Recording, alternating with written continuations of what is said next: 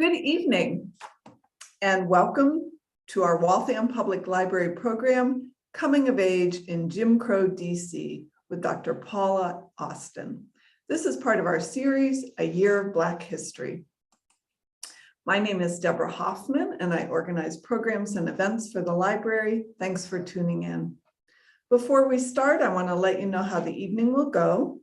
Our speaker will do a 30 to 35 minute presentation and then she'll field questions. To ask questions via the chat function, use a Google account to sign into YouTube. Feel free to write your questions at any time and they'll be answered during the Q&A. Dr. Paula Austin is an assistant professor of history as well as the director of graduate studies for the African American Studies program at Boston University. Her research focuses on African American, women's, childhood, and urban history, the history of race and racism, and the history of social science. She is particularly interested in interiority and broadening the narrow definitions of intellectual history. Her book, Coming of Age in Jim Crow, DC, Navigating the Politics of Everyday Life, is a social and intellectual history of poor and working class young Black people in early 20th century racially segregated Washington, DC. Thank you so much for joining us tonight, Dr. Austin. Well, thank you so much for inviting me to share about Coming of Age in Jim Crow, DC. I'm very happy to be part of your Black History Year series. I will share my screen now. I think this is, we now say when we are going to signal that we're going to share our screens.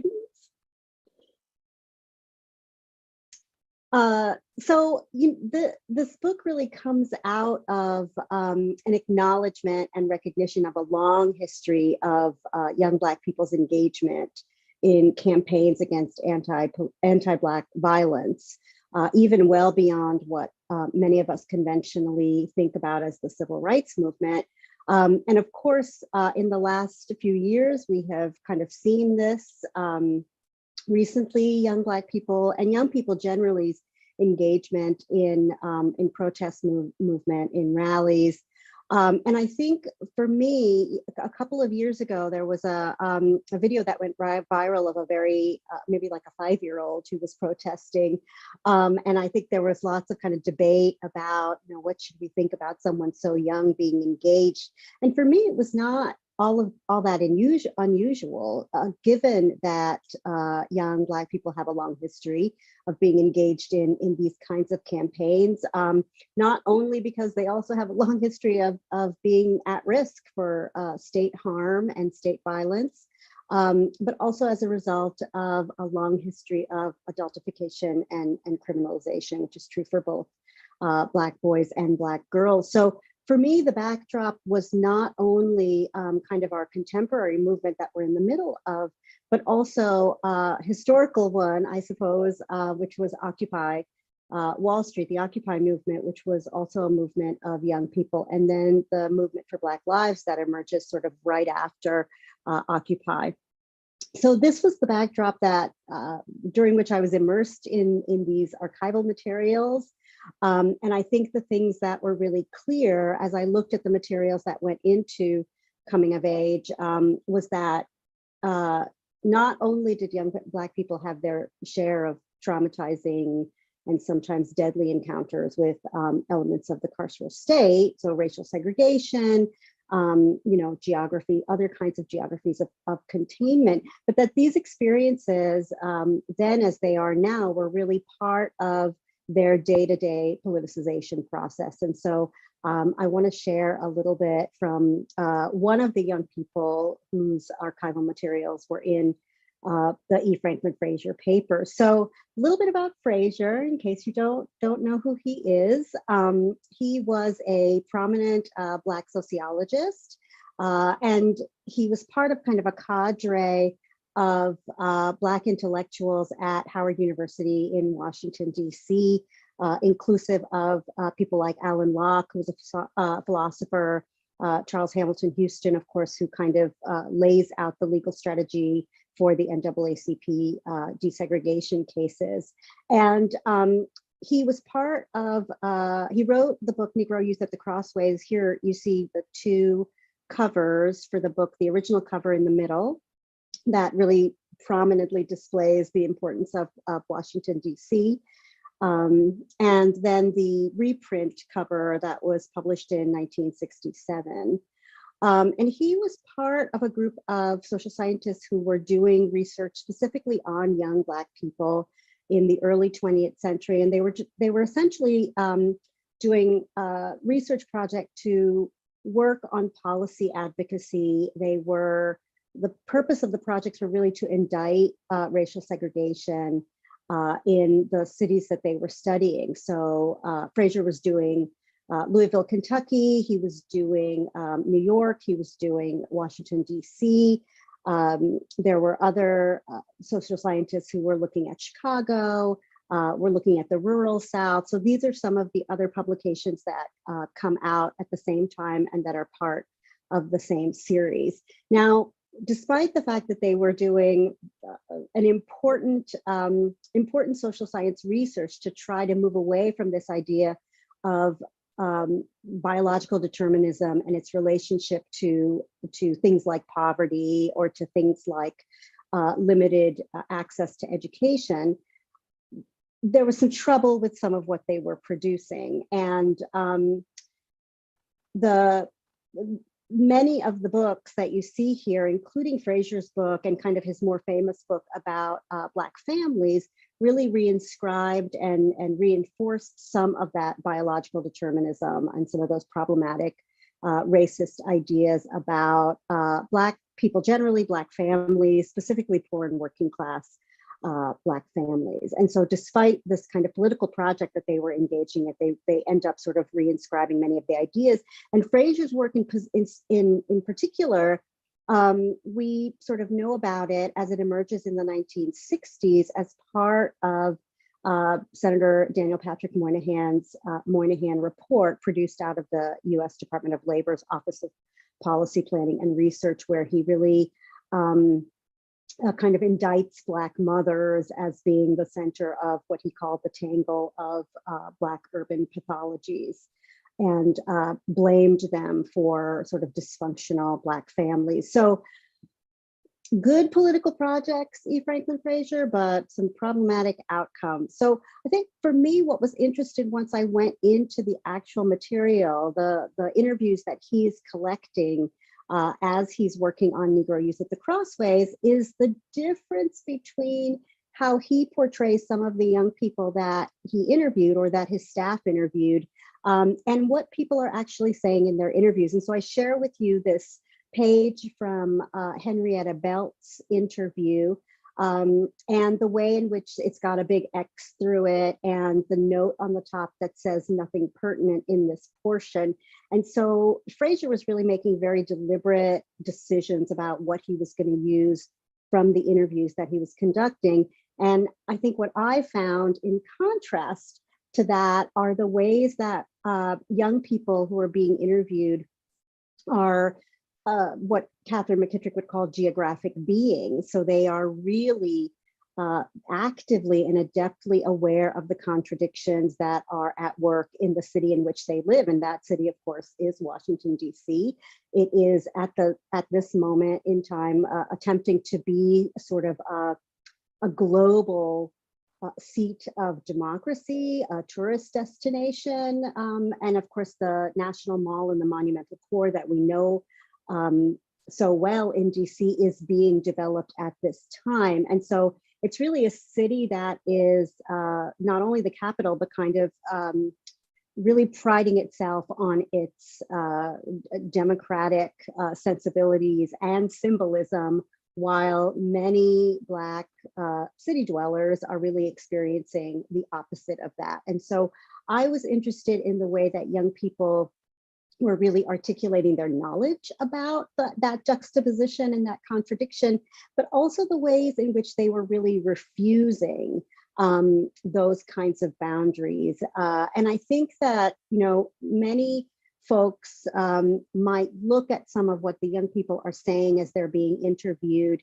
as, you know, sort of pretty typically kind of, you know, preteen or sort of teenager rebellion. But I think what really came through in the material as I was looking at it was a very conscious, deliberate, intentional awareness and knowledge about the ways that they were pushing back against racial segregation in particular, but their awareness about the kind of larger structural issues of which racial segregation was just a part. So I share with you these images of three young people who are unnamed still. And these are photographs taken by Gordon Parks and Edwin Roscom, who were both farm security administration photographers during World War II. Of course, Parks is probably the more famous of the two. And I think when I found these photographs, I wondered, had any of them been interviewed for the project? Were any of them related to any of the people who were interviewed for the project? Of course, I don't actually have answers to that question, but I really appreciated having these young people in front of me as I was writing. And the quote, "Right tight, right unruly," is actually the description of one of the young people, the person who I'll share a little bit about tonight. It's actually a description by her father, and it is not complimentary. He is being very critical of his daughter, 14-year-old Susie Morgan. And he's basically saying, he can't control her. She's kind of all over the place.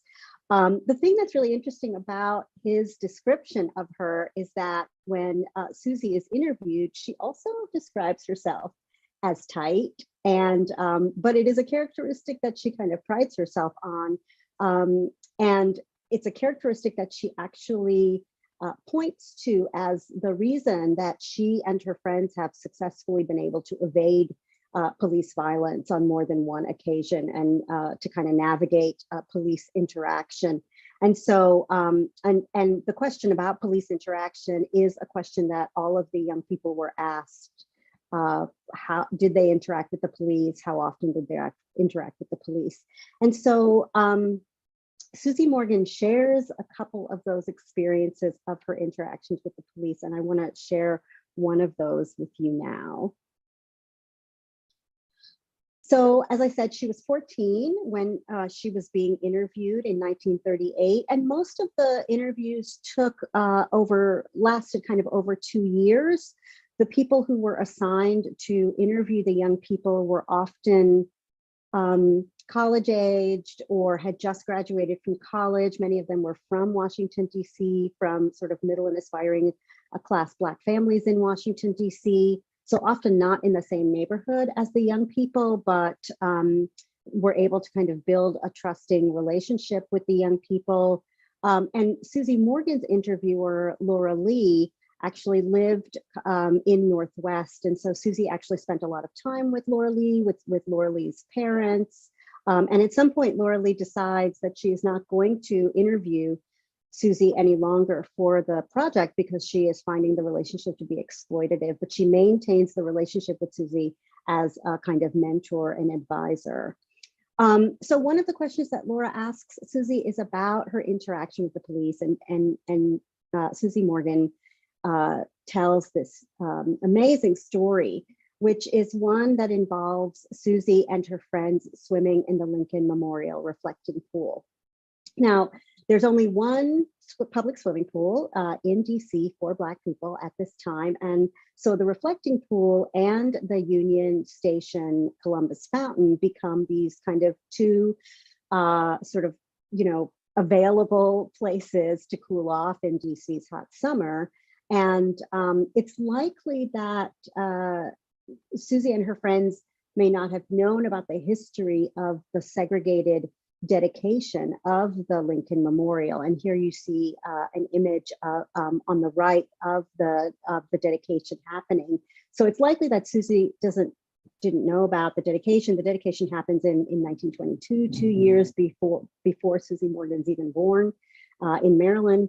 And it's also likely that she would not have known, may not have known, that the Black speakers who were actually invited to speak at the dedication had to kind of trudge across a muddy section that separated the Black seating in order to get from their seats to the stage. And the image on the left is a photograph of Robert Russa Moton, who is the successor to Booker T. Washington at the Tuskegee Institute. He was an invited guest, and he had to walk across the muddy road.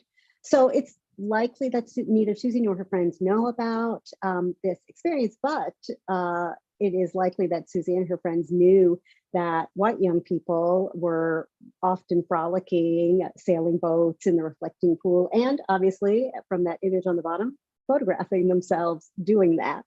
And so that is a group of boys taking a picture from about the same time that Susie and her friends are swimming in the reflecting pool. So her response to this question about interaction with the police is a description of essentially re-territorializing the Lincoln Memorial reflecting pool as a pool to swim in and cool off. And so she tells the story of she and her friends being in the pool, of being chased out of the pool, of being threatened with bodily harm by a patrolman when she and her friends were attempting to swim. And her story really showed that not only did they have some experience with evading police violence, but that they were very thoughtful about their use of the reflecting pool as a place of leisure and recreation. And so she describes this instance where they are swimming and they are, they've been now sort of accosted and they're being yelled at by the patrolman, and they swim to the middle of the pool so that he can't physically reach them. And then they begin to mock him as he is threatening them with bodily harm. And they say to him that, sure, he could do that, he could beat them, but he'd have to catch them first. And then they do this sort of amazing sort of political guerrilla theater where they invoke Abraham Lincoln, who is, of course, presiding on one side of the reflecting pool. One of Susie's friends actually, asks Lincoln for permission to swim in the pool, and another of her friends kind of ventriloquizes Lincoln and speaks for him, and who gives them permission to swim in the pool and to stay as long as they want. And this is an image of the index card with that part of Susie's answer on it. And I'm happy to talk a little bit about the kind of state that the archival materials were in when I found them. You'll see those are all my scribbles when I found out it was Susie Morgan, and the scribble on the upper left is me thinking that it was somebody else actually before I realized that it was actually Susie Morgan. But I'm happy to talk more about that. And so at some point, the cop is completely exasperated with trying to get them out, with trying to catch them, and he leaves to get help, and at which point they crawl out and run. And the thing that really came through for me was the way that they knowingly inserted themselves into this landscape that was seeking to, and maybe had already kind of dispossessed them, the adaptation of the pool for their own purposes, and the kind of indictment of racial segregation, the fact that there was no other place for them to swim except for the Banneker Recreation Center, which was sort of clear on the other side of the Federal Mall. And of course, the kind of numerous, I think there were upwards of 9 swimming pools or bathing beaches that were available to white DC residents.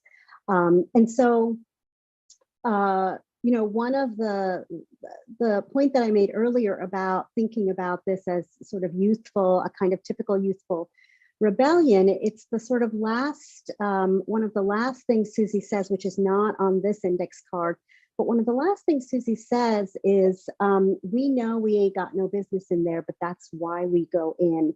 And to me, it was really representative, and lines like this, statements like this come through in many of the other archival pieces where it's clear that they know that they are transgressing a boundary that was made for them in particular as young Black kids, but also that they have something at stake in the production of space, and really saw that space in particular, but I think other spaces similarly, as part of a future and a national identity to which they really felt entitled, and their understanding of the ways in which the space was both, sort of material, but also kind of a discursive field, a field of action that they could do something with. And so Susie's this one reflection on her interaction with the police and her friend's interaction with the police is kind of representative of what comes through in so many of the other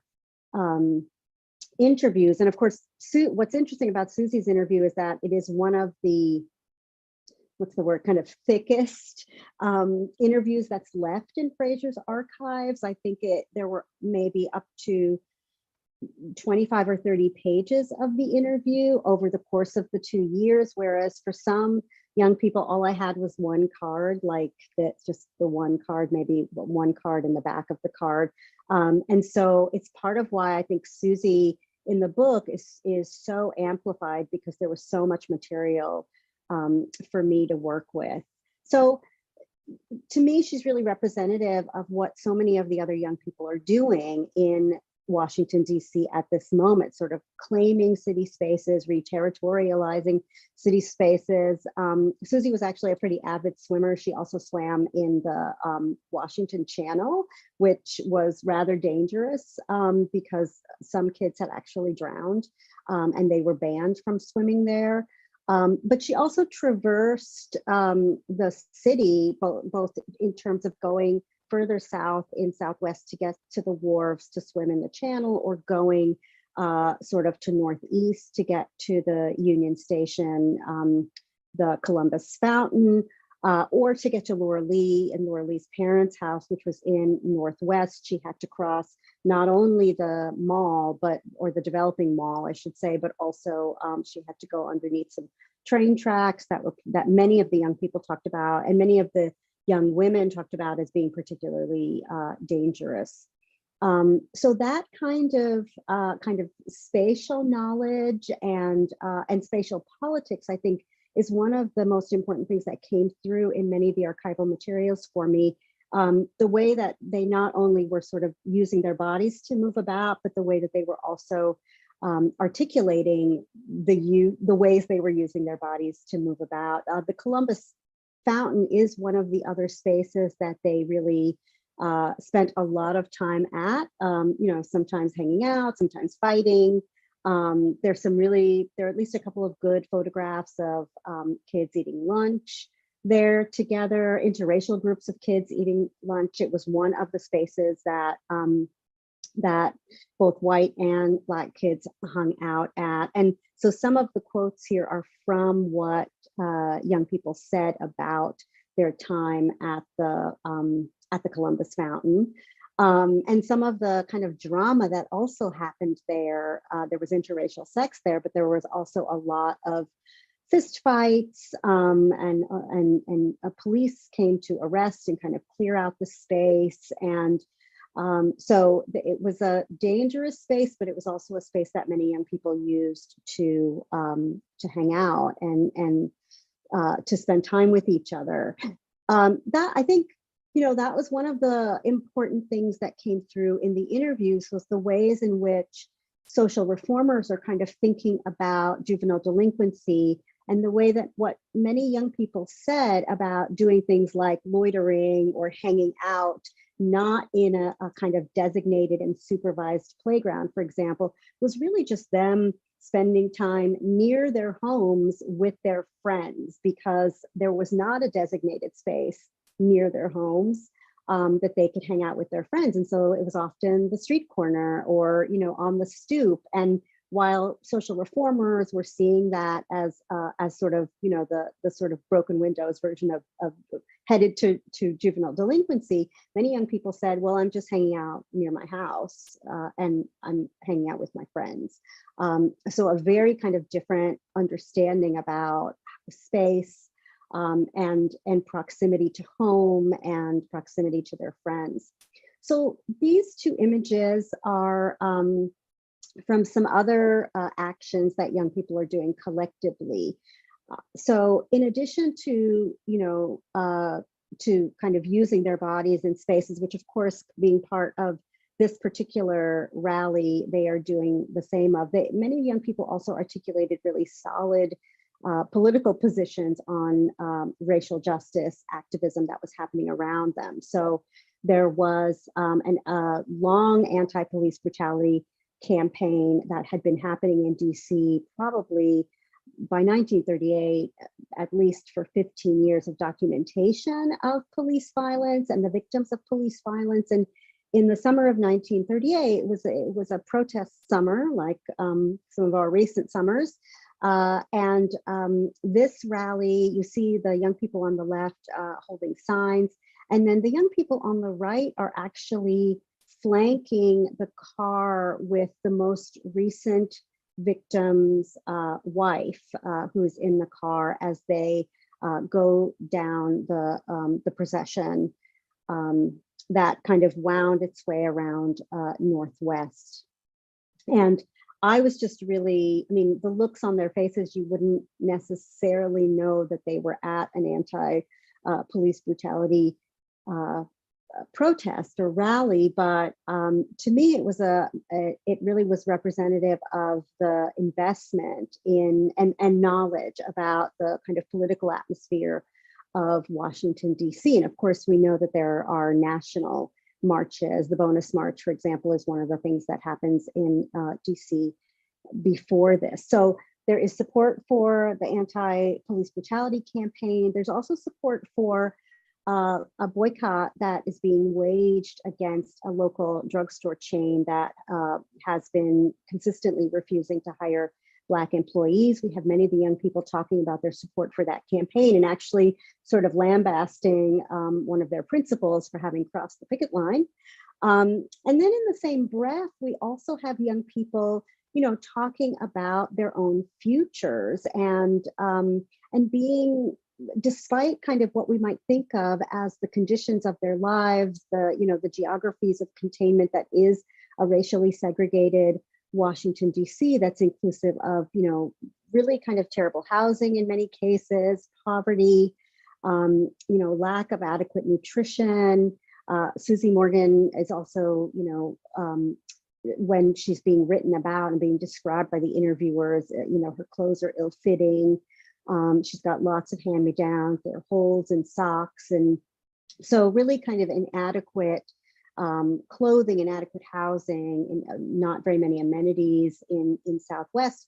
But despite this, or maybe in spite of this, many of the young people are also talking very elaborately about the futures that they are imagining for themselves. So, you know, sort of talking, and we might, you know, contemporarily think about these as kind of simplistic, but the fact that they're able to have these imaginings seems really important to me. So thinking about, you know, their futures that are inclusive of more space, of material comfort.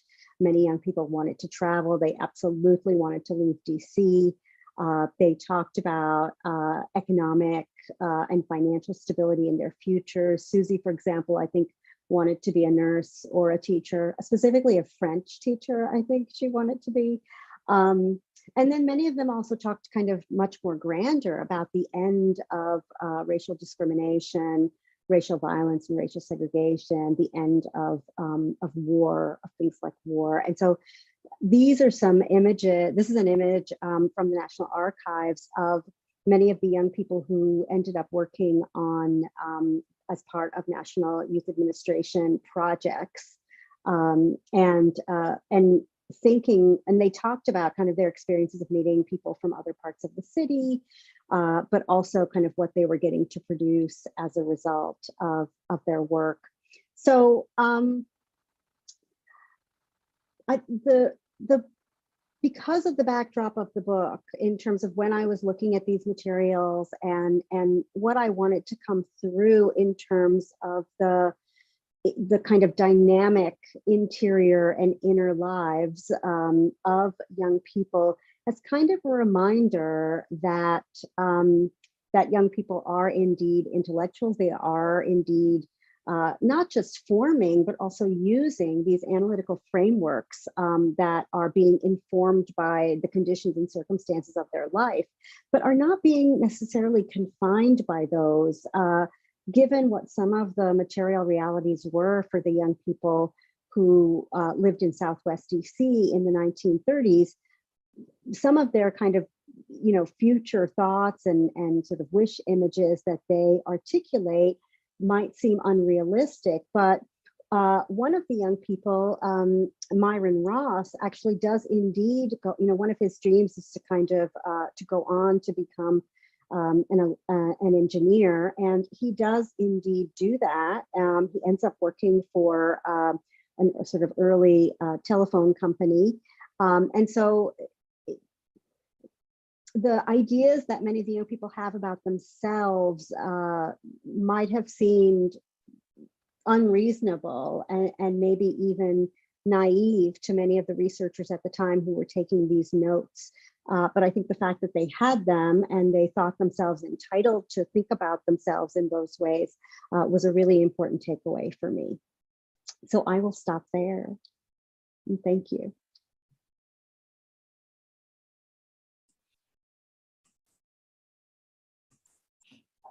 Thank you so much for that. I loved hearing you put it all in context and seeing those fantastic photos. So thank you very much for that. I have a couple questions for you. One of the things that comes up a lot in your book is talk about the Southwest Settlement House. And I was wondering if you could just talk about what it was and its place in the community, because it really looms large. Yeah, I think I didn't realize how large it loomed. And there is a Southeast Settlement House as well. But it was this very central community space. It served not only as a kind of place that young people could spend time, but there was lots of programming that happened. There were art classes, there was choir. And it was also a place that you could kind of be supervised for recreation and leisure. Now, some young people were there, went to programming there, hung out there, but then but those same young people also did other things that I think many social reformers did not think about as sanctioned leisure and recreation activities. And so they absolutely used the space. And for many of them, it was actually near their homes. So they would go there, especially if they were kind of in a very small home, or didn't really have a room to themselves, for example. They absolutely spent time at the settlement house. And the settlement house moved at least once during this time and got a little bit more space, and then would kind of close off the street in front of it during the summertime so that kids could play. But I think when it moved kind of further south in Southwest, it became kind of less accessible to some of the young people who lived where Susie lived, kind of where we would call Gallery Row now, where the Smithsonian is. And so she was sort of at the north part of Southwest by the time that she was interviewed. Got it. Okay. I see that we have some questions from viewers, so I want to get to those. Questions and comments. The story of the Lincoln reflecting pool reminds me of a coworker of my age who told me of being unable to swim in Baltimore's segregated public pools in the 1950s. So not that long ago. We got a comment, absolutely fantastic on your talk. Thank you. In the works you refer to, what were the conclusions, if any, regarding the then potential self-empowerment of Black people and Black communities? So, I mean, this is the materials, the books that got produced, especially about adolescence, because those were the books that I looked at. And then I tried to look at some of the archival materials so that I could do this comparison of how the social scientists were writing about young people and what the young people were saying about themselves. So, and I think that is a real distinction that, that I think I was kind of shocked about, and it made me question some social scientists actually, because I thought, well, they are kind of manipulating some of that data. That seems problematic. Are they still doing that? So I was a little sort of panicked for a minute, but I think if we listen to the social scientists of that early 20th century, they were really focused on kind of indicting the federal government. They really were saying, look at the impact, the negative impact that racial segregation is having on specifically Black, poor, and working class young people. They don't feel good about themselves. They're angry, right? They might become criminals. And so they really portrayed them in a way that was negative at the time and that we would consider negative now. And despite doing these interviews with an assumption that young people have some subjectivity, I mean, they asked them so many questions and so many kind of personal, but also kind of critical thinking questions. They assumed they were going to be able to answer them, and yet none of those, really the dynamism of their answers, comes through in those books. So I think in terms of the empowerment and the sort of agency, especially of young people, that comes through very, very clearly in the interviews themselves, but doesn't come through as clearly in those books. And I think those books were really, they were essentially reports done for the federal government to kind of say, here's the impact of segregation, to try to encourage, an anti-lynching law, to try to encourage the end of Jim Crow segregation that had been ruled, constitutional in the Plessy versus Ferguson Supreme Court decision. So they were really trying to act on that. And so what comes through in the books is not a good representation of either Black young people or Black families who are, in kind of impoverished communities at the time. Got it. Thank you. Thank you for that. Let's see.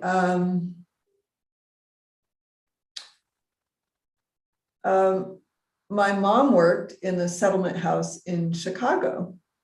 And to what extent do you think the WPA influenced any of this?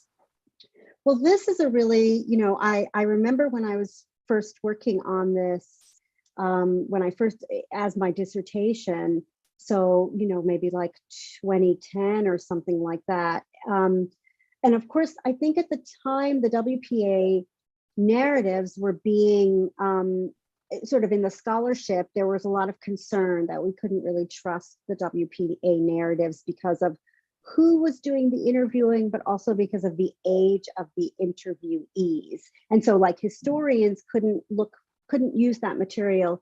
We couldn't completely trust that material. Now, there's been a lot of scholarship done since then about ways in which to use the WPA narratives in order to get some access to some of that history. But absolutely, I think, the social science is relatively new at all of those disciplinary fields. So anthropology, psychiatry, psychology are, relatively new in comparison to how we think about them. They're not incredibly entrenched. They're kind of, re-theorizing themselves a lot at the time. And so, so the interviews, Frasier, at least, I don't know if this is true for the other interviews, but Frasier absolutely got people from the community to do the interview with the young people, and many of the interviewers had relationships. So the kind of boys interviewer also worked at the settlement house. He took them camping, so he could ask some of those personal questions and they would answer them. And the WPs and the narratives, yes, so those interviews are also happening simultaneously as a kind of to try to record the past and are more oral histories. But many of the people who are being interviewed, I don't know that they always understood kind of why that interviewer was interviewing them. And I think there's been some question about why they answered in the ways that they answered it, because they sometimes weren't clear what information that person was trying to get. Whereas I feel like I could trust the interviews that were being done for Frasier's project a little bit more because of the relationship that I came to understand between the young people and the people who were interviewing them, who in many cases weren't that much older than them. Right, right. Yeah. No, that comes out very clearly in your book. Let's see. Couple comments. It's hard not to draw parallels between the stories of these young people pushing back against racism and police brutality in the 1930s and Black Lives Matter, which is also led by young people. Were the efforts in the 30s seen as a similar movement? While Black Lives Matter had so much support last summer, now there's criticism. What happened to the efforts of these young people in the 1930s? So, I mean, they were incredibly engaged in the kind of organizing that was happening around police brutality. So we have those images of them in that rally that one summer. The thing that I actually don't know is what became of many of them in terms of their kind of protest life.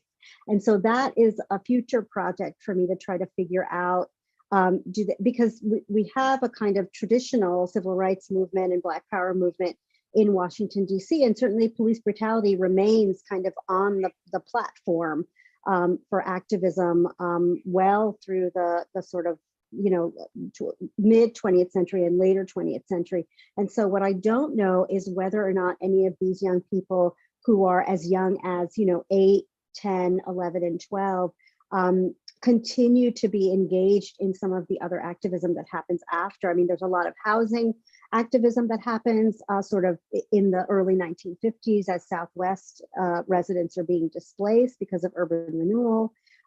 There's tenant activism later than that. There's, of course, continued anti-police brutality campaigns. And so I don't actually know for many of the young people kind of where they end up. I think right now Myron Ross is the person I know the best because his cousin, I think, found me after the book came out. And so I've had some conversations with them about, what did Myron and some about Myron's parents. So, but that is a future project for me that I'd really like to find out, what happened to everyone and kind of what did their future look like?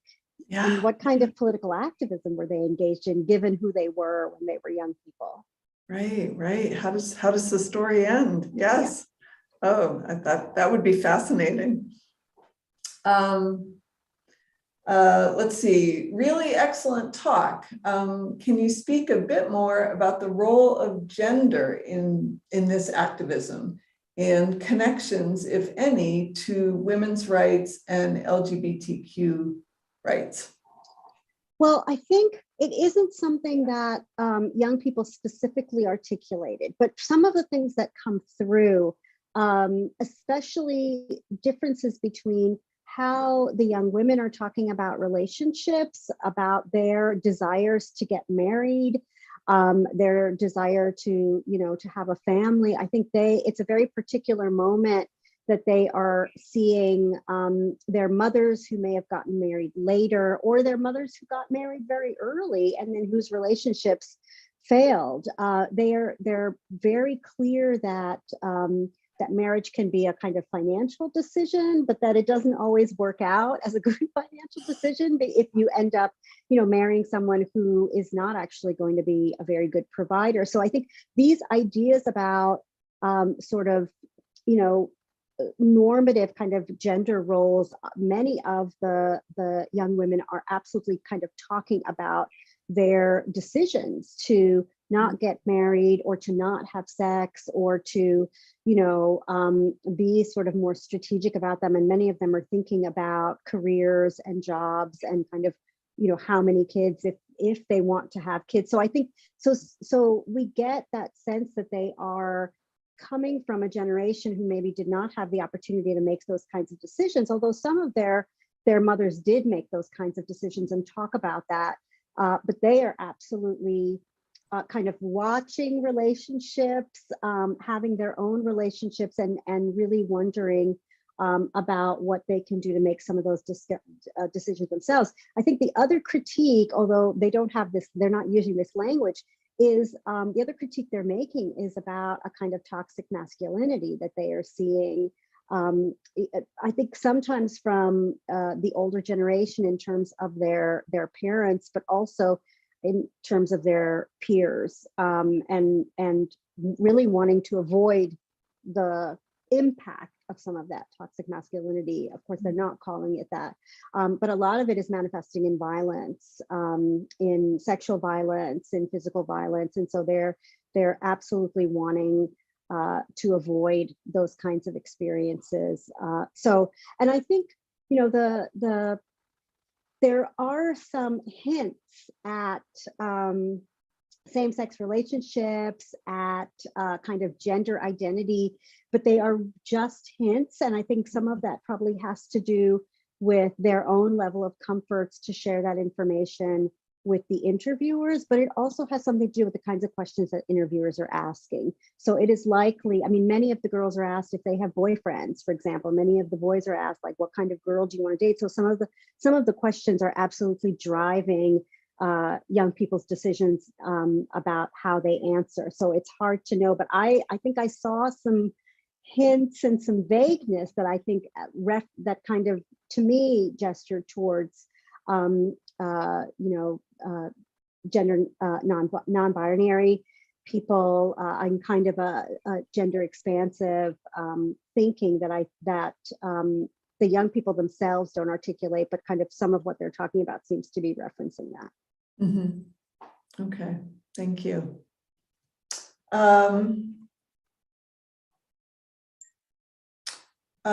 Is there anything you found during your research that completely surprised you? That's a great question. Well, I mean, I think the thing that is embarrassing that surprised me is that I made some gender assumptions about who was speaking. So before I found the key, so all of the index cards kind of had a little, you know, they were anonymized and they had like a little code at the top of them. And for a long time, I had no idea who any of these people were. So I just was reading the answers to these questions. I didn't have the key. I didn't know names. I didn't know ages. And I definitely made some assumptions about who was answering those questions, which are completely embarrassing assumptions for someone, right, who kind of is supposed to be doing some gender studies. And I think that was the biggest, probably the kind of the thing that surprised me about myself was the way that that I actually took some of those assumptions, you know, those ideas for those kind of gendered ideas for granted, that this had to be a boy that was talking this. I mean, the first presentation I did was about boys, and then it turned out that none of those cards actually were boys. I think a lot of them were Susie, actually. And then I found the key and I realized, yeah, that's not good. So, but I think the other thing that was surprising, which is why I tried to center that in the book, was their own kind of masterful awareness of themselves and their thoughtfulness about how they had, you know, come up with a particular political position, what they thought about some of these big ideas like white supremacy, like racial justice, you know, like the boycott. You know, young people who are 10, 9 years old, who are very clear about sort of, you know, what it's going to take for there to be racial justice or economic justice or economic parity. So the awareness about some of these really serious, heavy structural issues they were really able to articulate things very, very clearly. So this idea that they don't actually know what's going on around them, they aren't paying attention, or that they're sort of, you know, their brains aren't developed enough to kind of get it. I think that was really what was astounding to me, which of course should not be astounding, but I think it was a reminder of an inner life, an interior life that we all have, but that young people definitely have. And so wanting to really respect that of that generation, but also to really be thoughtful about the young people that contemporarily in our lives, in our schools, right, in our communities, and kind of the ways in which they are, they should not be dismissed, because they are intellectuals and they are figuring out kind of what is going to make a better world, and doing that kind of experimentation, which sometimes looks like refusal and resistance and rebellion. Well, you did a great job giving them a voice in your book. Thank you. Yes, my hope was one of the things my advisor was very clear to me is that they already had voices, and that really my job was to amplify those voices. And so yes, that's what I tried to do, for sure. Yeah. Let's see. This is, I guess these are some comments. It was key that it was Black women that drove these discussions. Second wave feminists, like this writer, utterly ignored Black feminists. I'd love to see those contrasts. Unfortunately, most are ephemeral. Glad you researched this. Really, you did a heroic job sorting that out. Would it be harder now to get your data and in terms of gender, and what variables would be different? Yeah, I think this is, so not only sorting to match people up to the key, but I tried to put families back together. So not only young people were interviewed, but also parents were interviewed, siblings were interviewed, grandparents were interviewed, community members were interviewed. So I really tried to, once I discovered who people were, to kind of put communities back together so I could figure out kind of what those relationships looked like. I think, contemporarily, we are making so many, I don't know if this is what the person was referring to, but we're making so many archival materials every single day. I wonder what are the kind of narratives, historical narratives, that future historians are going to be able to tell about, some of the kind of intellectual, political, social actions that are happening right now, and how those stories might look different because of the kind of archival materials that we're making right now. I mean, I absolutely was only able to do a snapshot, and I think, I still talk about, even when I met Myron Ross's, family and descendants, I still thought about him as 17 years old, because that was all I knew. So I've had to consistently remind myself that this is a snapshot, right, of kind of 2 years maybe of this person's life and what they were thinking. And so I really don't know who they are, although I've become so attached to them in so many ways. Yeah, I bet. Yeah. We're getting close to 8 o'clock. I would love to hear you talk just a short bit about the Society's Gents Club. I was very fascinated by that. Yes, well, so the Society's Gents Club was an organization, I have to call it that. It had a president, it had a treasurer, it had a vice president.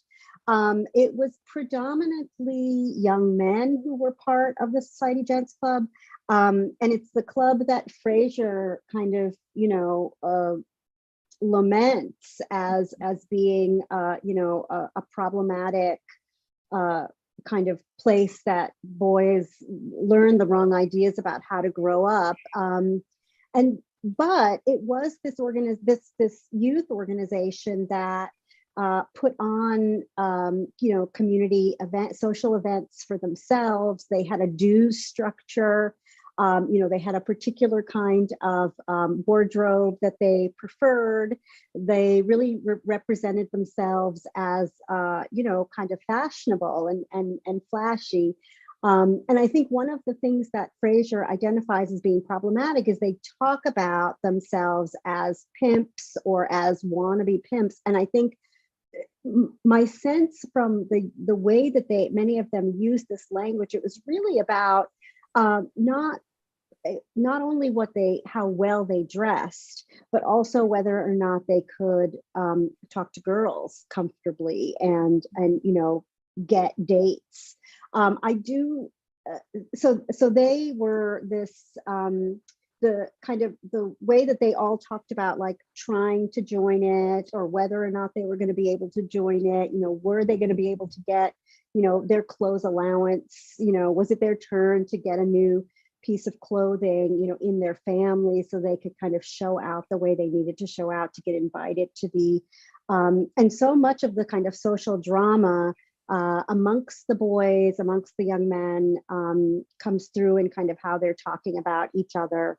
But I think the thing I most enjoyed about writing about that particular club is the kind of small d democratic nature of it, and people get voted in. They get, there is the dues structure, there's the hierarchy of leadership, there's a membership structure.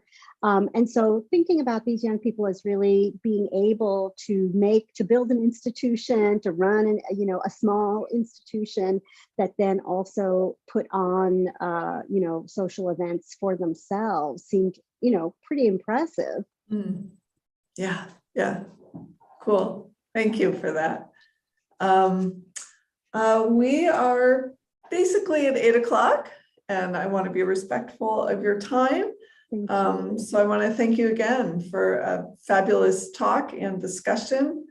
You had a lot of great questions, and I really appreciate it. Thank you so much for inviting me, and thanks to everyone who joined us tonight and for engaging in the work and for commenting. It was really great. Thank you. And thanks everyone for tuning in, and I hope you have a good evening. Good night. Good night.